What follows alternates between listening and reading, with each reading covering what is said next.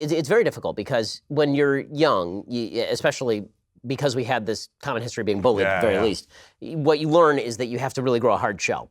And then as you get older, you're like, okay, but I want the hard shell, but I also want, I want to be like a Sabra fruit. I want to have like the soft center where, to my friends and family, I'm soft. Yeah. Also, I can take criticism, so the shell's not completely impermeable. I want people to be able to make a critique of me, and I want to be able to accept that critique and internalize it and give feedback. And if you're a good person, you're constantly trying to make yourself better along the way.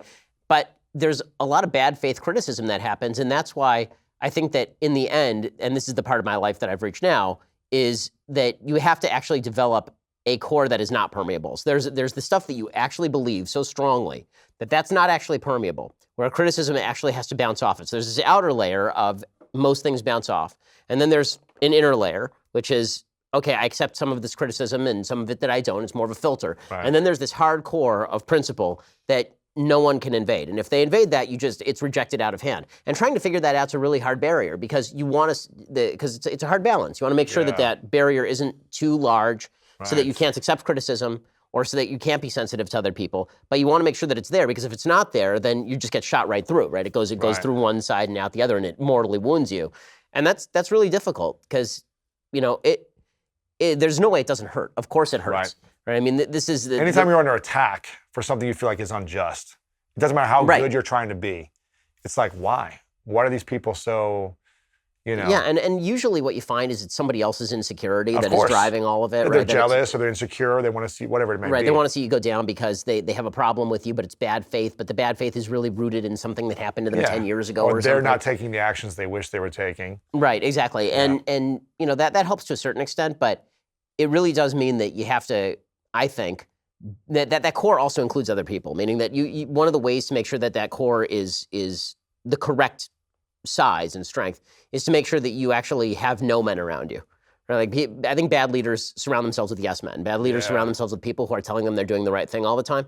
Good leaders surround themselves with no men, saying you're not allowed to do this, you're not allowed to do that, but also are not constantly opposed to everything you do. They're trying to guard you from yourself, and they're also trying to protect you at the same time. So getting feedback from a group of people you actually trust is difficult. Yeah. That's why it's hard to find great friends. I told you when I was on your show, I'm not a friends person because I think that most friends have interests that are disparate from yours. I mean, they have their own lives, they have their own priorities, and sometimes that conflicts. But for me, my core is my wife, my kids, my parents, and that's pretty much it, right? Wow. And then I have like a couple of very close friends who really, maybe only one really close friend who I bounce things off of, and then a bunch of people who I take their advice under advisement. But I think that's necessary. You do have to have that hard core because if it's not there, then you will get blown away. I mean, as you get bigger, it's the pressures grow larger. I mean, there's just more weight. There's just more weight, and we live in an ugly time, right? I mean, people are going to go through everything you ever said, everything you ever did. They're going to dig up everything, every person you ever talked to. 10 years ago, a tweet, whatever it may be. 10 years ago, a tweet, they'll go talk to all your old girlfriends and try to find out something bad that you did or said or something. So that's where I'm at right now, is figuring out how to navigate that. And I'm also like actually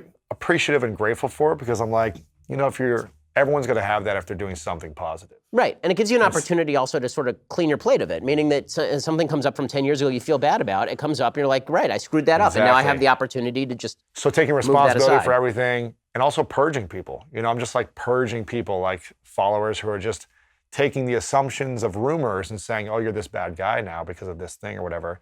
I'm like, okay, well, if that's what you want to believe, I'm sorry to see you go.